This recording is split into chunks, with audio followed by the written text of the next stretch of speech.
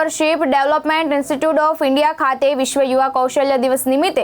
Ghana Gujarat dialogue on skill opportunity કાર્યક્રમનું આયોજન કરવામાં આવ્યું હતું। કાર્યક્રમમાં શ્રમ કૌશલ્ય વિકાસ અને રોજગાર મંત્રી કુંવરજીભાઈ બાવળિયા, ધાનાના રોકાણ અને પર્યટન મંત્રી ક્વાસી અગ્યમંગ જ્ઞાના ટુટુ, ભારતમાં ઘાનાના ઉચ્ચાયુક્ત પ્રોફેસર ક્વાસી ઓબીડી ડાન્સો તેમજ ઈડીઆઈના મહાનિદેશક ડોક્ટર સુનિલ શુક્લા સહિત અનેક મહાનુભાવો ઉપસ્થિત રહ્યા હતા। આ પ્રસંગે ઈડીઆઈ અને ઘાના સરકાર વચ્ચે કૌશલ્ય વિકાસ અને ક્ષમતા નિર્માણ માટે મહત્વપૂર્ણ સમજૂતી કરાર પર હસ્તાક્ષર કરવામાં આવ્યા હતા। મંત્રી કુંવરજીભાઈ બાવળિયાએ જણાવ્યું હતું કે કૌશલ્ય વિકાસ, રોજગારી અને ઉદ્યોગ સાહસિકતાને પ્રોત્સાહન આપવા માટે આંતરરાષ્ટ્રીય સહયોગ ખૂબ જ મહત્વપૂર્ણ છે અને આ ભાગીદારી આત્મનિર્ભર ભારત 2047ના વિઝનને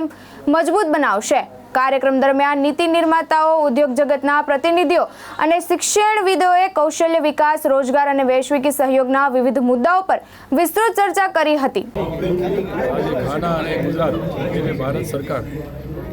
આ બંને વચ્ચેના ખાસ કરીને યુવાઓને સ્કિલની આપલે થઈ શકે એના અનુસંધાને આજે બંને વચ્ચેના સંવાદનો આજનો કાર્યક્રમ હતો। આજે 15મી જુલાઈ એટલે યુવાઓનો આ સ્કિલ ડે તરીકે ઉજવીએ છીએ અને એના ભાગરૂપે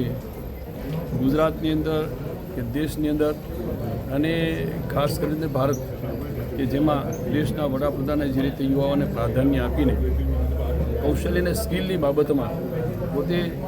આગળ વધે અને જે પ્રકારની ઇન્ડસ્ટ્રીઓ આવે છે એ ઇન્ડસ્ટ્રીઓને જોઈએ પ્રકારનું મેન પાવર મળી રહે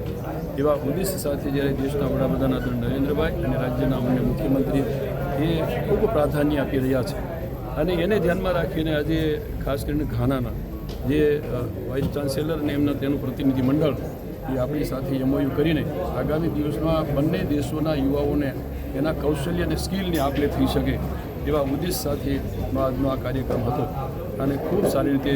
યુવાઓમાં પણ આ બાબતની શીખવા માટેનું, જોવા માટેની તાલાવેલી સાથે મોટી સંખ્યામાં યુવાઓ પણ ઉપસ્થિત રહ્યા હતા અને બંને દેશોના, બંને ગુજરાતના અને ઘાનાના બંને દેશના પ્રતિનિધિઓ પણ એમઓયુ સાથેનો ખૂબ સરસ પ્રતિભાવ।